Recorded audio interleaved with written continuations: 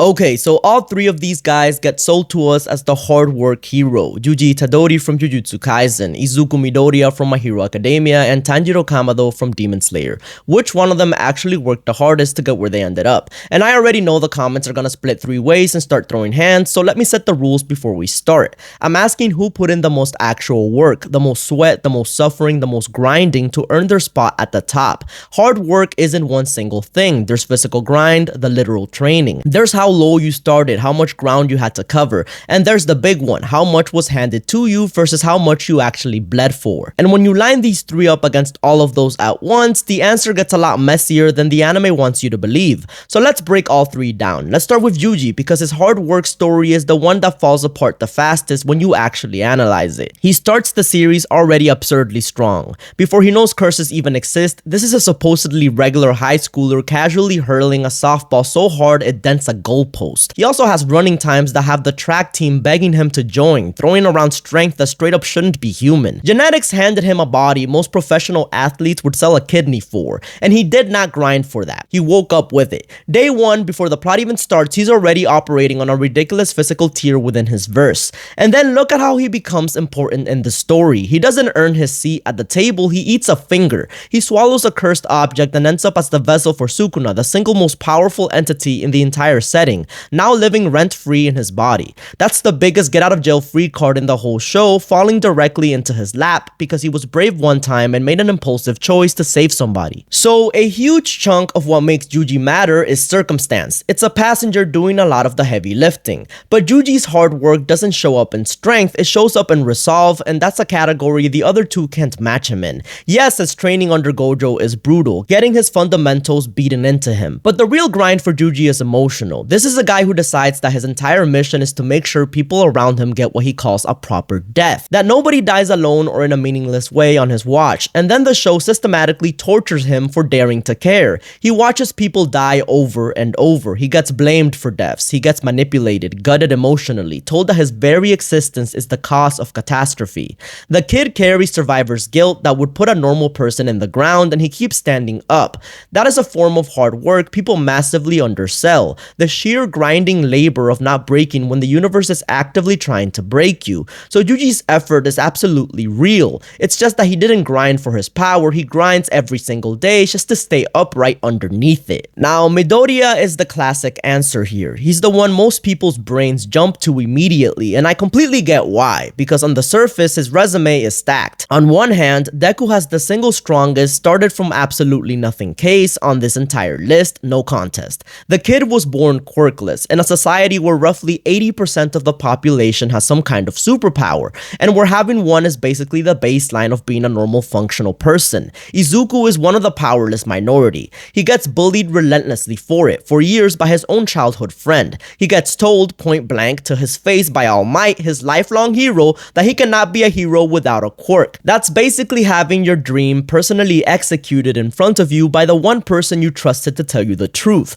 Neither Yuji nor Tanjiro start from a hole that deep. And then there's the beach, you know the one. Before Midoriya even receives one for all, before he gets a shred of power, All Might gives him a test to clean up a beach, which has become a literal mountain of dumped garbage and rusted out appliances. And Deku spends 10 straight months hauling trash, dragging refrigerators across sand, wrecking and rebuilding his body, transforming himself from a scrawny nobody into something physically capable, specifically because his unprepared body would have literally blown itself apart the second he tried to use one for all. That's documented on screen, blood and blisters grind. Months of it before he had a single ounce of power to show for it. As a pure act of earned pre-power effort, the beach might be the most concentrated single grind on this whole list. But everything after the beach gets complicated fast, because one for all is the accumulated stockpiled strength of every single previous user passed down across generations, then handed to him in one lump. Deku inherited that mountain of power. He is very literally standing on the shoulders of 7+ predecessors who did the foundational work before he was even born.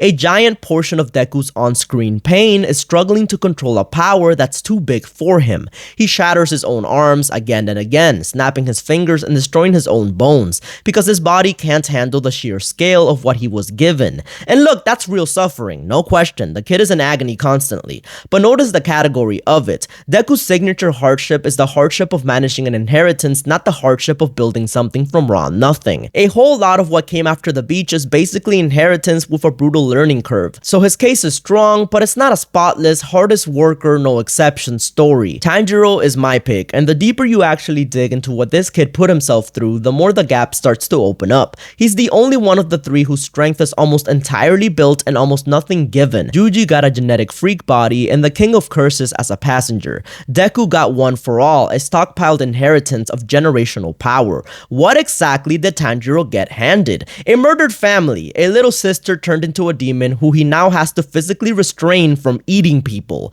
and a mountain to climb with his own two bare hands. That's it. That's the dude's starting package. There is no cheat code anywhere in Tanjiro's story. There is no inherited reservoir of power, no monster in his gut quietly winning fights for him, no 7 generations of predecessors who did the work first. Functionally, everything Tanjiro can do by the end he trained for, suffered for, and bled for personally with his own body. And the training, when you actually lay it out start to finish, is staggering. Before Tanjiro even attempts to become a demon slayer, he spends 2 full years under Urukadaki's instruction. 2 years of brutal mountain conditioning, sprinting up sheer slopes, navigating a mountain rigged wall to wall with traps designed to maim him, swinging a sword until his hands are destroyed and then swinging it more. And the qualifying test at the end of that, just to be eligible, is to cut clean through a boulder, a literal boulder, with a sword. And he pulls it off because 2 more spirits, Sabito and Makomo, drill him into the ground every single day until his technique is sharp enough to do the impossible. That's 2 years of pure grind happening before the story's actual challenges even begin. Yuji and Deku's headline grinds are measured in months. Tanjiro's prerequisite is measured in years. And then it just keeps going. Every single jump comes with a grind attached. With total concentration breathing, he has to learn to keep his combat state breathing running constantly, even while resting, which is described as borderline agonizing to maintain. Then he has to claw his way into sun breathing, the Hinokami Kagura, reaching back into his own dead father's memory and the family dance to push his body past a wall it physically shouldn't clear. There is no chapter where Tanjiro simply receives a new ability and moves on. He fights for every inch, and you're forced to watch him pay for it every time. Now compare that to the other two and you realize the difference in how the strength was acquired is night and day. Also, Tanjiro does all of this while carrying the exact same emotional weight that we credit Yuji for. His entire family slaughtered in one night. His sister Nezuko locked in a constant internal war against her own hunger. He is grieving the whole time he's grinding. He's carrying Yuji's emotional marathon and running the most brutal physical grind on the list. And he started with no genetic cheat code and he inherited 0 power. He's the only one of the 3 stacking all 4 kinds of hard work simultaneously. The low start, the years of physical training, the inherited nothing self-build, and the crushing grief. And remember, once again, I sound like a broken record, never once getting a circumstance or a passenger to carry part of the load for him. Now, let me argue against my own pick. You could fairly say Tanjiro had one born advantage, absurdly enhanced sense of smell, and his ability to perceive the opening thread, the weak point in an opponent during a fight.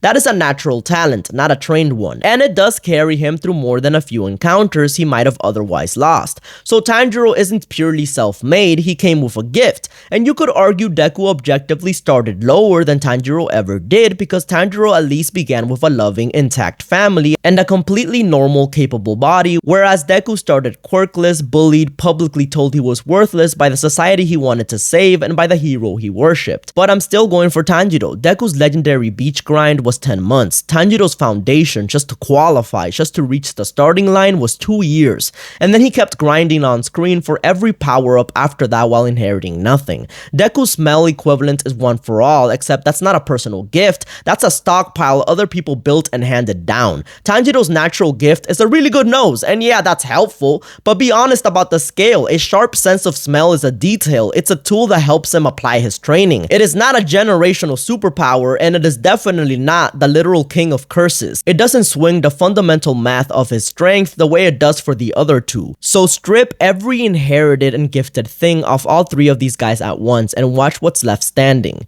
Yuji shrinks down to a genetically gifted kid without his passenger. Deku shrinks down to a beach body without his stockpile. But Tanjiro barely shrinks at all because there was almost nothing to strip in the first place. It was all earned from the very beginning. So that's my ranking. Tanjiro first because his strength is the most genuinely self-made self-made on the list, built through years of documented suffering with no cheat code and no inheritance carrying him, all while grieving his whole family. Deku a close respectable second on the strength of starting the absolute lowest and that untouchable beach grind, but he is lowered fairly just for how much raw power he inherited after it. And Yuji third because so much of his actual power came from genetics and circumstance he never had to grind for. Which one of these three actually worked the hardest to get where they are in your opinion? Let me know in the comments. Thanks for watching the video. If you have any anime characters or anime topics you'd like me to analyze, drop them down in the comments below. You already know. JV out!